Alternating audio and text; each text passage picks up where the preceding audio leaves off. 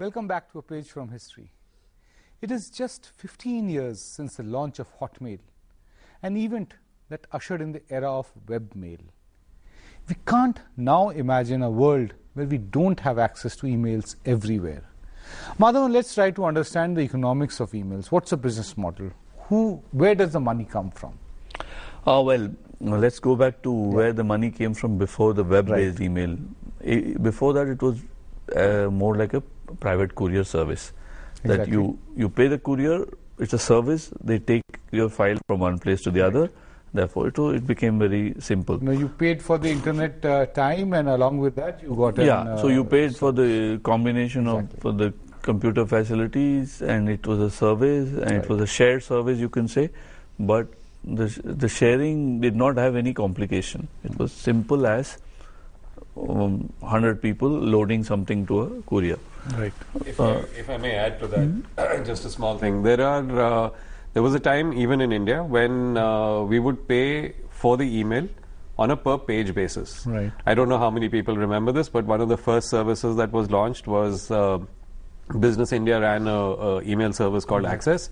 And the Lal Street Journal ran an email system called... to a particular ID, and they would deliver it and actually charge a certain amount of money. You had an email ID like a normal email ID. It would work. But to receive an email, you would pay 2 rupees per page. And to send an email, you would pay 18 rupees per page.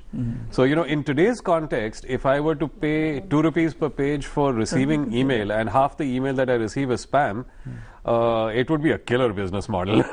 I mean, somebody would be very, very rich. I think, as Priyanka was just remarking, it's like in mobile phones. You had in the first phase, you had incoming calls. You had to pay for incoming calls.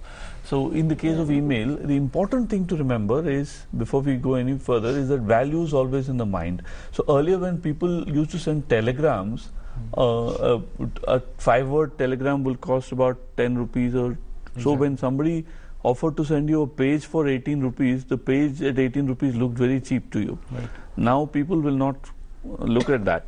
So that is one thing. Be that as it may, the key point is what happened to emails economics after the internet came. First of all, internet is a public network. So it's a lot like the highways built by the government, because after all, internet has its origins in ARPANET, which is a defense network of the US government. So you had a lot of public money riding on it, and then you had common standards. Therefore, the infrastructure cost came down dramatically for internet itself. And so when you loaded the email on top of the internet, and on top of that, Hotmail introduced the idea of advertisement-based money. So the banner advertisement that come on top of the email was the first source of revenue. So people who wanted to build brands or sell products on e-commerce sites could put in advertisements on email, so that took care of your costs. But of course, you had to pay for your ISP, because ISP is required, the internet service provider is required to access the internet in the first place. But once you access the internet, the webmail becomes free. So advertisements made it possible. But what was a dramatic improvement after that? In the first 3 years, internet was web-based mail was much talked about, but actually was not financially successful, which is why till today you can argue whether Microsoft chairman, the then chairman Bill Gates, made a good deal in acquiring Hotmail. It was beneficial for Sabir Bhatia, who sold Hotmail, but it may not have been beneficial for Microsoft, although they claim it is, because it expanded in its own way and helped them stay in the industry. Big companies have a complex way of understanding economics. But that apart, what dramatically changed was how Google introduced search advertisements, which was first used for Google searches, where you search for something and the word is relevant to some products or services whose advertisements appear on the site. That first happened in search. Now, Google dramatically took that search-based advertisement phenomenon onto the email itself. So they have this lovely ad slogan saying, "Search, don't store." So they increased the storage space from what was 2 MB in the case of Hotmail to 2 GB. That was like the timing was just perfect. So a lot of people who were just cribbing about the small storage in other web-based email essentially defected, I must say, to Gmail because of the huge storage base it had. But that was very clever for Google, because the more you stayed within a huge storage in your email, the more was the opportunity to serve search-based advertisements on the site. So the contextual advertisement took off in a big way, and that altered the economics of email in a big way. Yeah. Priyanka, there is a viewpoint which says that these banner advertisements or other forms of advertising on email is actually still very perplexing, because there is an opinion which says that though the ads might be there, but there are very few people who are actually noticing those ads also, and or maybe even following those links. How do you look at this entire business of the economics of email? I think ad-based email does, and that's one of the biggest contributions to the way email sustains. And what I was about to add previously was that one very big reason why probably people defected from a Hotmail 2 MB account to a Gmail brand new account was also the exclusivity, because Gmail was invite only. Well, initially they started as an invite only, and I think that was the USP. I think it was basically an extension of what Madhavan was saying, that Hotmail came free, and here you have to be a member of an exclusive club, the privileged few, to be able to get Gmail. I think it basically cashed on that psychological aspect. It's a good marketing trick, apart from the value it offered in storage. And there's just one little point I'd like to add here to this discussion.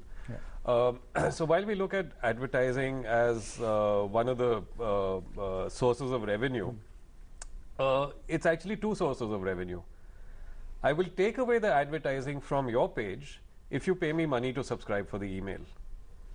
And so what you're looking at is a model where the service provider, be it Gmail, be it Hotmail, be it anyone else, says if you want an ad-free web-based email, you pay me this much money and you will get it. So if you remember, a lot of people, while they were very excited about, oh, I now have a webmail, at the end everybody said, but can I somehow bring this email into my Outlook? Now, to bring it into your Outlook, you said, I need a protocol which is known as POP3 or IMAP. Right. And POP3 and IMAP in Hotmail were part of a paid service. So, there was on the quiet, on the side, there was a subscription model which people didn't really always know about. But it did not survive for long. No, it survived, and you'd be surprised. And today, what we're seeing is, Google had launched something called Google Apps. Which is intended for small and medium business, as 50 email boxes free, put your company domain, put your company documents, everything, all the services. You get the same quota as the free mailbox, which is now up to 8 GB. They recently pulled the plug on that, in the sense that they reduced it from 50 accounts to 10 accounts. They said if you want more than 10 accounts, you now pay for it. And the payment is not very large, but it begins to add up. But in terms of volume, it will begin to add up. So I mean, if I have 300 people in my company, then I have to pay $6 per person per month. Right. It does become a sizable amount. So compared to free, it's very expensive. It's definitely. Yes, Priyanka, you wanted to say add something. to what Kishore was saying is that apart from advertising, and of course there is always that thing about basic and premium in all service providers now. You will have something which is there for free, which is basic, and then there is a premium edition of the same thing which comes at a cost. It may be extra features or whatever. And in case of mail providers, there is also extra space that they provide, which includes Gmail. I think people are now getting more and more conscious about storing everything on the internet, in the cloud, and they don't want to carry their data with them wherever they go physically. They want to be able to access it wherever they are. So the internet space is a very big thing now, and people don't mind paying for it, especially because it is reliable. It is always supposed to be there, guaranteed. It will not go away anywhere. You will not lose any information. So that's one big model where people learn. In the industry, they call it the freemium model. It is a free plus premium model. Something comes free, but if you want something more, you pay for it, and it's a lot of people are willing to, because people have tasted blood. Yeah. But do you think that the people who are willing to pay for their email would be actually very minuscule compared to the people who would want to continue to use free email, and they do not see as little advertisement strips, a few links, a few graphics inserted in their email as intrusions. They will see that it's perfectly fine. To get something free, you have to pay something, and this is actually a very passive way of paying. It's, it's like they always say, there's no such thing as a free lunch. But I think we're talking about different audiences here. Yes. Basically, what we're talking about is people who are willing to pay are going to be the enterprises. Right. Whether they are small and medium enterprises or even, a 10 people company. If I can get 25 GB email storage for, all my 10 employees, that's fantastic. So, I don't mind paying a little bit of money for that and getting that much more storage and that many more features. So, you'd be actually very surprised at the number of people who are adopting for this. So, because, I think we're all in complete agreement that, the messaging and email is one of our critical business communication tools today, whether actually business and personal communication tool today, and we can't do without it. So if I have to spend a little bit of money to support it, fine. Madhavan, there is a slightly different way of looking at it. A country like India, where there is actually a lot of skepticism for a lot of technology-driven things. This is there in our culture. Indians are normally not known to be the first ones to rush to embrace a new technology. This is the general understanding of it. Now, in a situation like that, if we go back, when email came first, there was a lot of fear about, allowing people to intrude into my privacy, allowing them access into my personal information. How can you still know that the number of people who are actually scared of doing online transactions, because they don't understand the technology, and also possibly because they feel genuinely fear that something might go wrong. You think that this is changing? It is changing, but I must also caution you that no fear is unjustified. It's always the degree that is critical to you. You can always say, I won't open the window because dust will come in, right. Or you can always open the window and let the breeze in. But whether there's dust coming in or breeze coming in, it depends on your luck and the weather and everything. I have to say this because we are in the middle of a profound security concern also on the internet. It is important to take note of some of the negative sides of email. Right. Some of the easier negative side, which as individuals we have to deal with, is a lot of emails, jokes being forwarded to you, or time being wasted, or whatever. But there is also there are now organized gangs operating for two things. One is spam, the other is virus or identity theft. You can devote a complete another session of page from history to cybercrime.